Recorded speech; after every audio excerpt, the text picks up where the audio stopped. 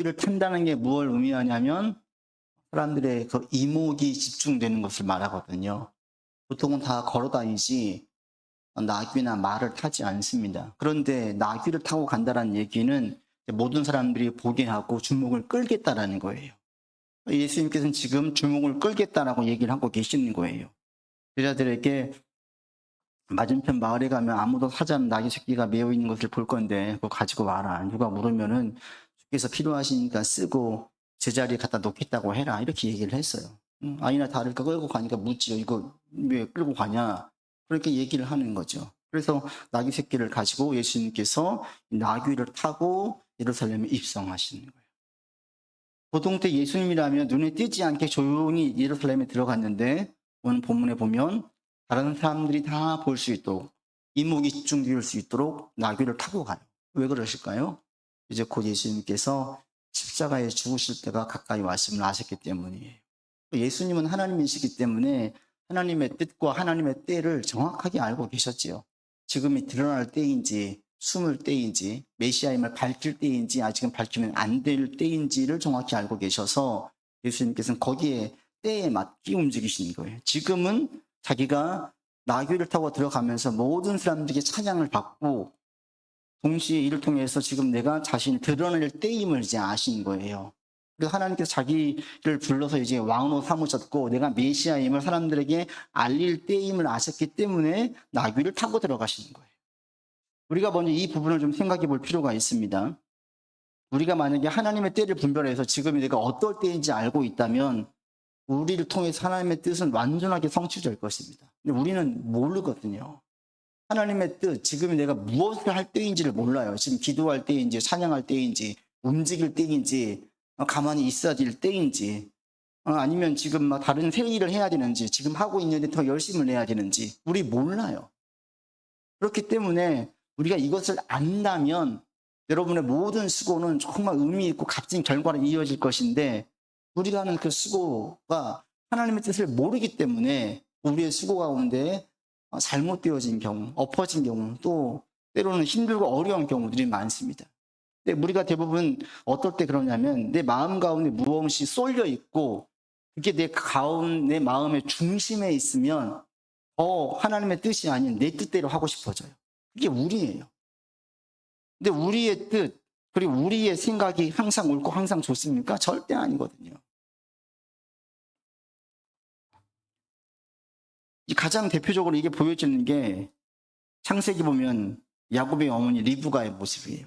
리브가가 에서와 야곱 두 아들이 있었는데 유난히 야곱을 사랑했잖아요. 그래서 해서는 안 될 행동을 하죠.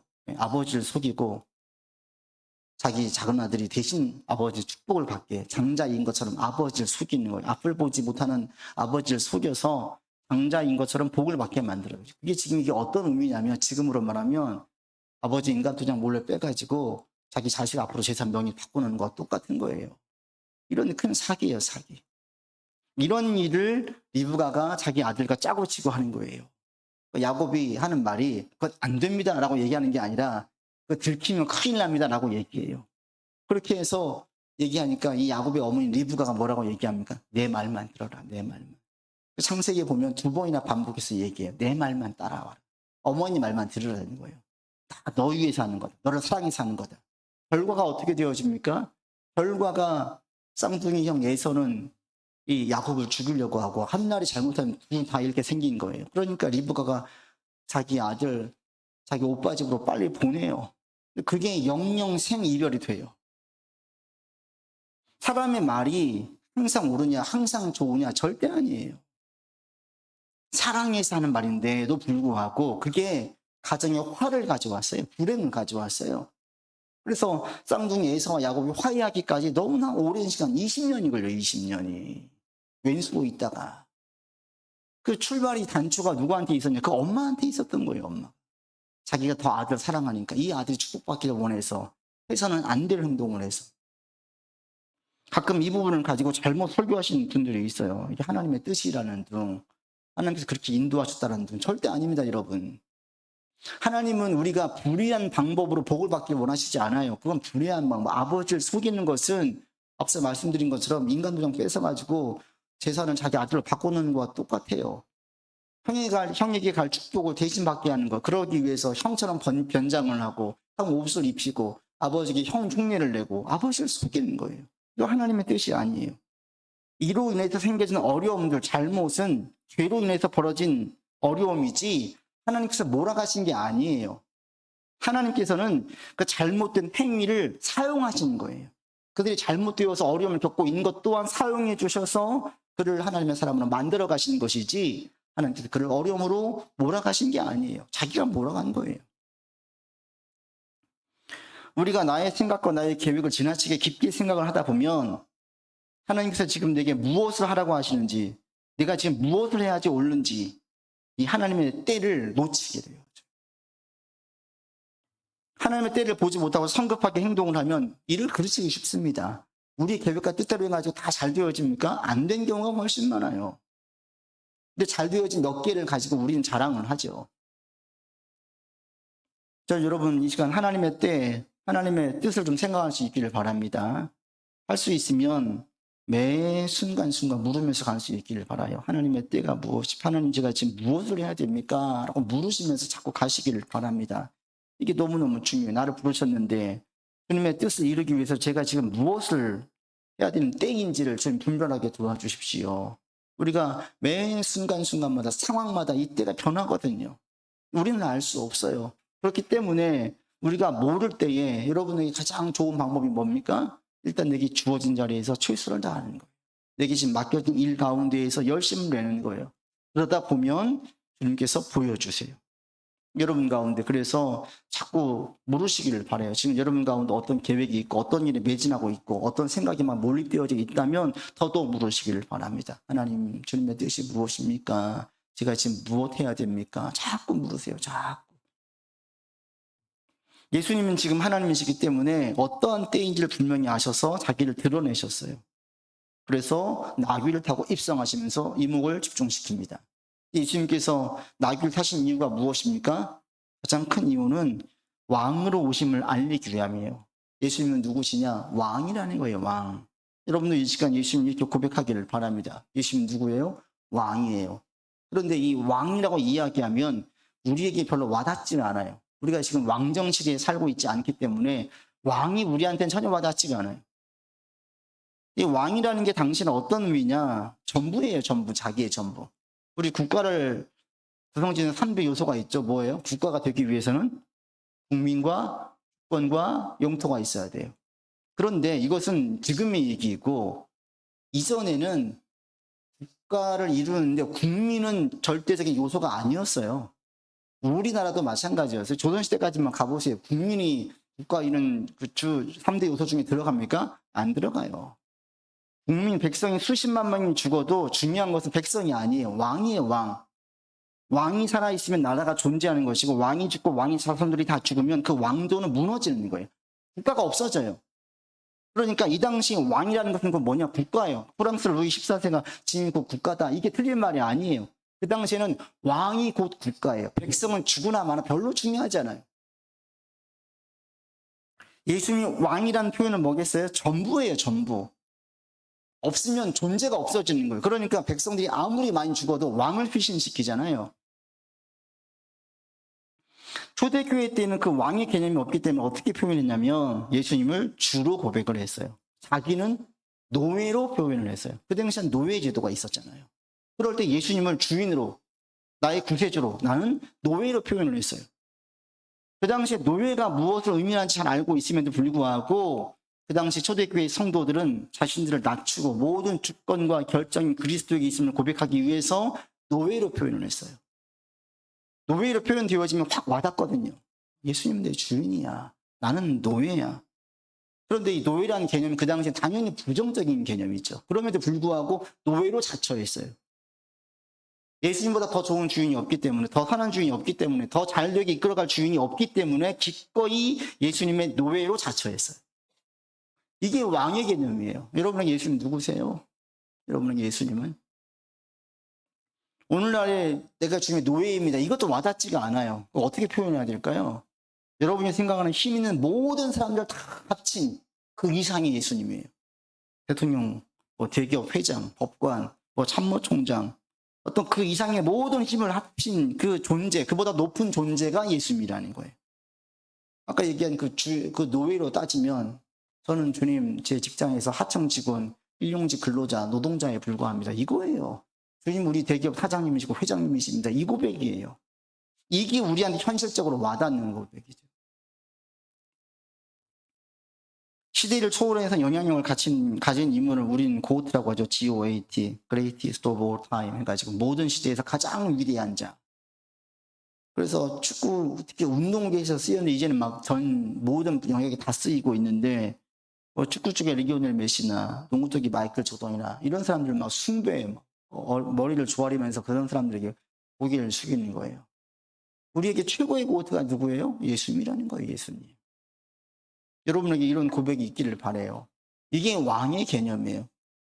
예수님께서 왕이시다, 또 주인이시다, 최고이시다 이런 고백이 나오면 우리의 삶에서 아주 힘을 얻게 되어지고 절대 어떤 경우에도 두려워하거나 놀라지 않게 되어져요. 우리가 왜 두려워하고 놀라고 낙심합니까? 내 위의 상사가 또는 사장이 나를 주락펴락 한다고 생각을 하기 때문에 그래요. 그렇지 않다. 그보다 더 높으신 분이 계시다. 예수님이시다. 이 직장 생활 하시면 사장님이 얼마나 대단한지 알죠. 어느 목사님이 대기업 회사에 신방을 갔대요. 가서 이제 만나기로 했는데 아침 점심시간에 엘리베이터를 타고 올라가는데 직원들이 다 식사한 이후라 옆에 동료가 막 시끌시끌하고 떠들더래요. 갑자기 집 문이 열리면서 한 분이 탁 탔어요. 누구냐? 그 회사 사장이 탄 거예요. 그러니까 순간적으로 모든 직원들이 다 조용하더래요. 정적이 흐르더라 이거예요. 그리고 내리니까 또 어떻게 또 시끌시끌해지는 거예요. 왜 그래요? 사장의 그 권위, 사장이 있으니까 그 사장 귀에 우리의 그 얘기가 안 들어가기를 원하는 거예요. 의식이 되는 거예요. 사장의 권위에 눌려가지고 아무 말도 못 하는 거예요. 누가 시키지 않아도. 다 조용해지는 거예요. 너무 힘이 있죠. 이걸 하니까 기억나는 게 대교회 취업했던 청년 하나가 이전 교회에서 그 취업한 지 몇 달이 안 됐는데 흥분해가지고 주일날 저한테 얘기하는 거예요. 목사님, 회사는 군대하고 다를 게 없고요. 학교랑 똑같아요. 더 해요. 왜? 그 회사에 회장님이 오기로 되어 있는데 오기로 되니까 대청소를 했대요. 대청소를. 일 다 관두고 일 중단하고 다 청소를 다 했대요. 그리고 난 다음에 지침이 내려왔대요. 회장님이 들어올 그 시간대에 밖에 사무실 밖으로 나가지 말 것. 용무가 있어 나가야 되면 엘리베이터 어디 엘리베이터는 여기는 타지 말 것. 지침이 내려왔더래요. 얼마나 힘이 센지 실감했다라는 거예요. 실감했다. 여러분에게 요즘 영향을 미치는 사람이 누구예요? 내가 생각할 때 큰 존재가 누구예요? 내가 생각할 때 큰 게 무엇이에요? 그것보다 크신 분이 예수님이시다는 고백이에요. 여러분 이렇게 고백을 하세요. 그냥 왕이라는 고백, 주인입니다 이런 고백은 별로 와닿지가 않아요. 와닿는 여러분에게 지금 영향을 미치는 내 상사보다 훨씬 크신 분, 내가 근심하고 있는 어떤 문제보다 훨씬 크신 분이 예수님입니다. 이 고백이에요. 오늘 여러분에게 이런 고백이 있기를 바랍니다. 이 믿음의 고백이 우리 가운데 있으면 두려워하지 않게 되어져요. 우리가 왜 두려워해요? 그게 너무나 크니까, 그게 핸들링이 안 되니까 두려워하는 거예요. 그런데 이게 핸들링이 되어지면 두려움이 없어지는 거예요. 병원에 갔더니 암이래요. 두려워요. 그런데 의사가 하는 말이 그 병은 100% 낫습니다. 제가 100% 수술해서 다 완치시켰습니다. 이러면 안심이 되는 거예요. 문제로 두려워했다가 문제를 다룰 분을 만나면 걱정이 사라져요. 두려움이 사라져요. 낙심이 사라져요. 희망을 품게 되어지는 거죠. 시킨 대로만 하면 된대요. 그럼 따르면 돼요. 그럼 낫는다. 100%다, 100%. 예수님이 우리에게 이런 분으로 고백되어지면 우리가 두려움과 놀람과 낙심 가운데 처한 일이 겪다가도 다시 힘을 낼 수가 있어요. 여러분에게 이런 믿음이 있기를 바랍니다. 예수님께서 왕이시에요. 모든 것을 다 통치하시고 모든 것을 다 다루실 수 있어요. 그분이 내 아버지 되어주셔서 우리를 선한 길로 인도해 주신 분이에요. 그래서 인생 말년에 경험한 다윗이 얘기하잖아요. 선한 목자. 주님은 나의 목자이십니다. 나는 양입니다. 자기가 목동 생활하면서 양을 키워보니까 그 경험을 뼈저리게 한 거죠. 양은 진짜 신간이 편하잖아요. 목자가 보고 다 본 다음에 꼴을 먹인 대로 이끌어가면 돼요. 양은 아무 생각이 없어요. 결점생이 올 때 자기가 보호하지 양들은 신경을 안 써요. 그리고 토시토시 살찌우게 되어지는 거예요. 내가 그렇구나. 다윗이 깨달은 거예요. 인생을 내가 계획하는 것 같은데 여러분이 계획하는 것 같은데 우리의 계획대로 됩니까? 절대 안 돼요. 예수님을 우리의 가장 큰 영향력 있는 분으로 이 시간 고백하시고 우리의 삶의 모든 문제를 다스릴 수 있는 분으로 분명하게 고백을 하십시오. 이 고백이 있으면 우리의 두려움, 놀람, 낙심이 잦아들어요. 그리고 담대함과 희망을 붙들고 나갈 수 있게 되어져요. 여러분 가운데 꺼지지 않는 산 소망이 계속 있어지기를 바라고 주님을 붙들 때마다 점점 더 담력을 얻고 힘을 얻는 여러분들 되기를 바랍니다. 주님께서 나귀를 타고 오신 이유가 내가 왕이라는 걸 선포하는 거예요. 그리고 왕이시죠. 온 인류를 구원할 수 있는 유일한 분이 예수 그리스도이셔요. 근데 예수님께서 오실 때 왜 그런데 하필 나귀를 타셨을까? 당시의 왕은 나귀를 타지 않았어요. 당시의 왕은 말을 탔어요. 초대 이스라엘 때에는 이스라엘 왕정 시대 때에는 노새를 타기도 했어요. 노새는 이 말과 나귀의 합쳐진 그 교잡이잖아요. 근데 거기에서 나온 그 노새는 아주 힘이 좋고 말과 나귀의 장점만을 가지고 있어서 그 당시에는 말보다 노새가 훨씬 귀했답니다. 더 비쌌대요. 두세 배로. 그래서 다윗의 아들 압살롬이 배반한 다음에 도망을 칠 때에 노새를 타고 도망치거든요. 노새가 왕을 상징하기도 했어요. 근데 나귀는 아니었어요. 근데 예수님께서 왜 나귀를 타셨을까? 말을 구해서 탈 수도 있잖아요. 근데 말을 안 타셨어요. 왜 그래요? 크게 볼 때는 두 가지 때문에 그래요. 한 가지는 말씀의 성취예요. 그 아래에서 9장 9절 말씀에 이렇게 말씀하십니다. 보라 너의 왕이 너에게 임하시나니 그는 공의로우시며 구원을 베푸시며 겸손하여서 나귀를 타시나니 나귀의 작은 것 곧 나귀 새끼니라. 한 가지는 말씀의 성취예요. 예수님께서 이 땅에 오신 모든 일들을 보면요, 새로운 말씀하신 게 아니라 말씀을 완성하러 오시는 거예요. 구약 말씀을 폐하러 오신 게 아니라 구약의 율법의 말씀을 완성하러 오시는 거예요. 그러니까 예수님의 모든 공생의 사역을 보면 복음서에 보면 곳곳에 말씀을 성취시키시는 예수님의 모습을 그려요. 예수님은 이 땅에 오시는 게 하나님의 뜻, 하나님의 말씀을 완성하러 오시는 거예요. 이게 우리 그리스도인의 모습이에요. 여러분을 통해서 이런 역사가 일어났으면 좋겠습니다. 우리가 살면서 삶의 좌우명을 가지잖아요. 여러분 사람의 말로 교훈을 삼지 마시고 말로 좌우명을 삼기보다는 하나님의 말씀으로 인생의 좌우명을 삼아보시기를 바랍니다. 사람의 말도 좋은 말도 많이 있죠. 그러나 더 힘이 있고 분명한 좌우명이 뭐예요? 하나님의 말씀이에요. 주의 말씀 붙들고 내 일생 이 말씀 붙들고 왔더니 이게 이렇게 성취되어졌다. 이게 얼마나 좋아요. 하나님의 말씀은 살아있고 운동력이 있습니다. 삶에서 실제적으로 역사하는 힘이 있습니다. 천지를 말씀으로 창조하신 그 말씀이 우리가 붙들 때에 우리 속에서 살아 역사해요.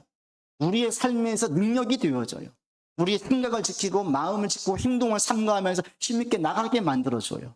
여러분 암송하는 말씀이 있으세요? 있었으면 좋겠어요. 없으시다면 여러분에게 드릴게요. 숙제를 드릴게요. 하나 외우세요.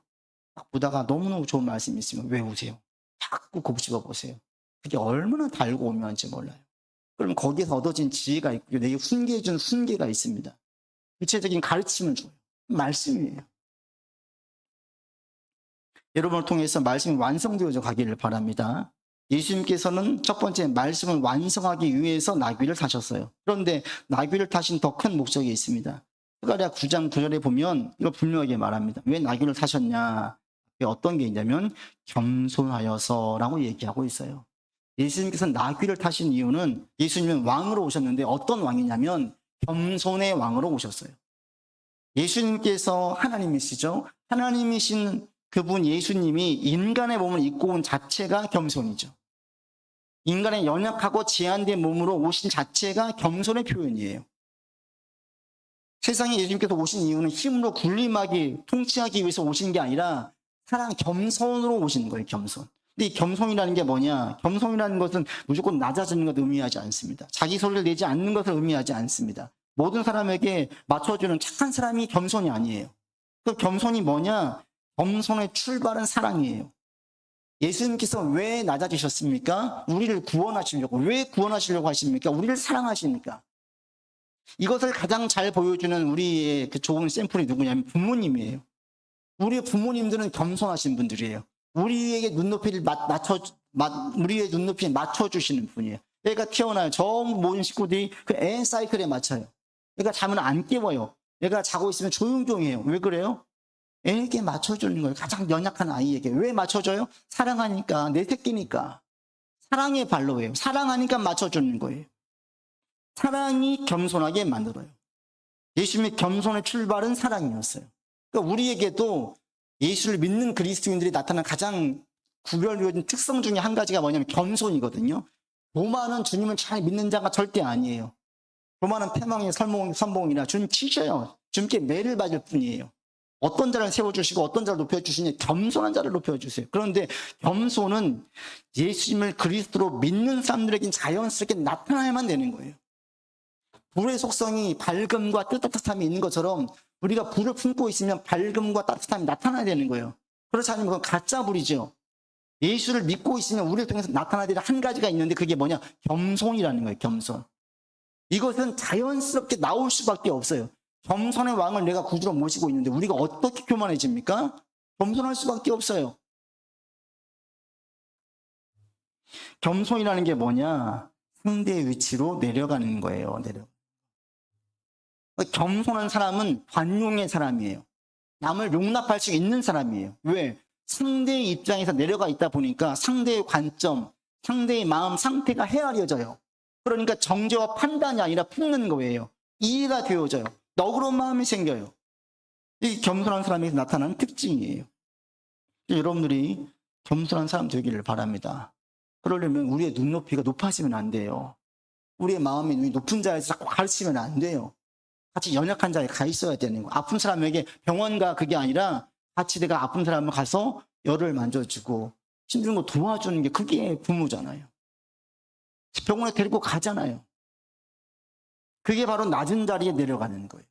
우리 가운데에 주님처럼 우리가 높은 데 마음 두지 않고 겸손한 자, 낮은 자의 마음을 가질 수 있기를 바랍니다.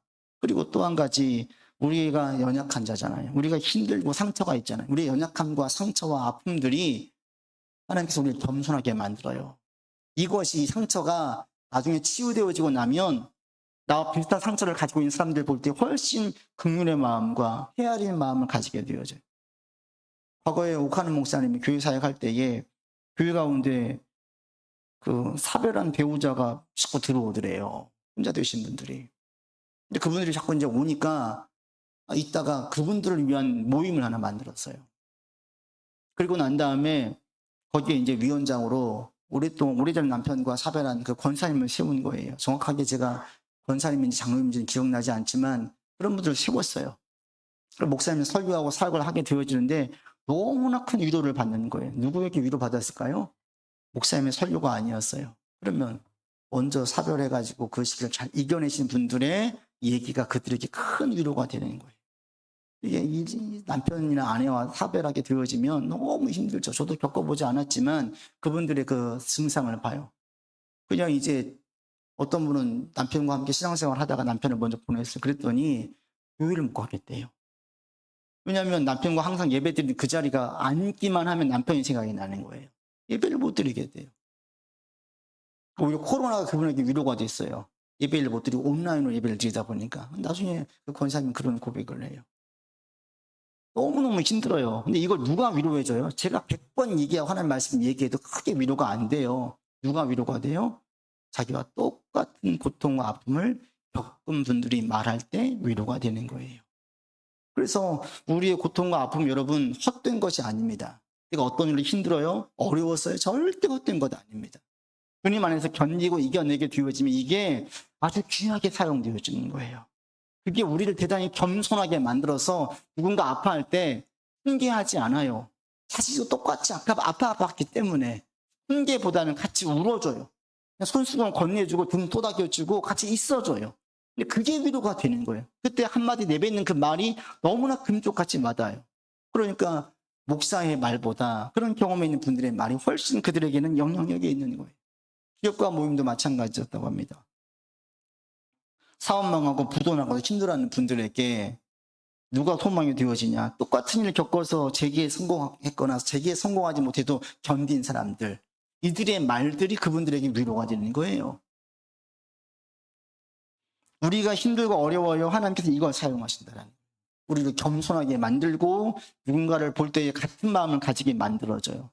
이게 그리스도인들에게서 나타날 매우 고유한 특성 중에 하나가 되어야 돼요. 여러분들 겸손에 힘쓸 수 있기를 바랍니다. 그러기 위해서는 출발이 뭐예요? 사랑이에요, 사랑. 그리스도 사랑을 받고 누군가를 사랑할 때에 그 사랑에서 나오는 행위가 겸손으로 표현되어지는 거예요. 그렇지 않으면 아직 작은 사랑, 이기적인 사랑인 거예요. 그리고 내게 있는 아픔들이 나중에 누군가를 사랑하고 누군가를 겸손으로 섬길 수 있게 만들어 주더라. 여러분 그리스도 안에서 지금 아픔들을 자꾸 이겨내시고 견뎌내시면 이게 귀한 하나님의 도구로 사용되어져요. 이렇게 쓰임받기를 위해서 힘쓰시고 또 그런 소망을 가지면서 견뎌를 낼 수 있기를 바랍니다. 또 한 가지 본문을 보게 되어지면 눈에 들어오는 게 뭐냐? 모든 상황을 사용하신 하나님을 보게 되어져요. 나귀는 그냥 흔히 거기 매어져 있었던 나귀예요. 근데 주님께서는 그 나귀를 쓰세요. 그리고 예루살렘에 입성할 때 사람들이 막 환호해요. 이들은 예수님을 정치적인 메시아로 인정해서 환호했어요. 그러나 예수님은 온 인류의 왕으로 오셨어요. 결국 말씀을 성취시키는 거예요. 그들이 몰라도, 그들이 환호의 의미를 잘 몰랐지만 그들이 환호하는 모습들은 하나님의 뜻을 이루어지는 도구로 사용되어지는 거예요. 여러분 우리 상황도 마찬가지예요. 일상의 상황, 일상에서 만나는 사람들, 일상에서 겪는 일들, 이것들이 하나님의 뜻을 이루어지고 아버지의 말씀이 성취되어지는데 사용되어진다는 거예요. 어떤 자에게 계속 주님께 묻고 주님의 뜻을 구하고 나가는 자. 여러분 이렇게 힘쓰셔서 하나님의 뜻이 여러분에게서 이루어지고 또 주님의 뜻이 주께서 우리의 모든 상황들 사용하신 것들을 함께 보면서 나아가는 그런 복된 인생들 되기를 바랍니다. 기도합시다. 아버지 하나님, 우리 주님께서 나귀를 타고 예루살렘에 입성하셨습니다. 자기를 밝게 드러낼 때임을 아셨고 왕으로 오심을 선포하셨고 겸손의 왕으로 오셨음을 분명히 드러내셨습니다. 이 예수님을 나의 구주로 우리가 믿고 따릅니다. 예수님은 우리가 크게 보고 있는 어떠한 존재보다 크신 분이고 씨름하고 있는 어떤 문제보다 훨씬 크신 분이십니다. 하나님 이 고백을 드리며 우리가 확신 가운데 담대함과 소망 가운데 나아갈 수 있도록 인도하여 주시옵소서. 모든 상황을 사용하시는 주님, 우리의 상황을 사용하여 주실 것을 믿습니다. 이 상황을 믿으면서 나아가는 우리 되게 하여 주시옵시고 주님께서 우리의 모든 상황을 쓰실 것을 분명히 확신하면서 다시 한번 힘을 얻고 소망 가운데 나가게 역사하여 주옵소서. 우리 구주 예수 그리스도 이름으로 기도드립니다. 아멘.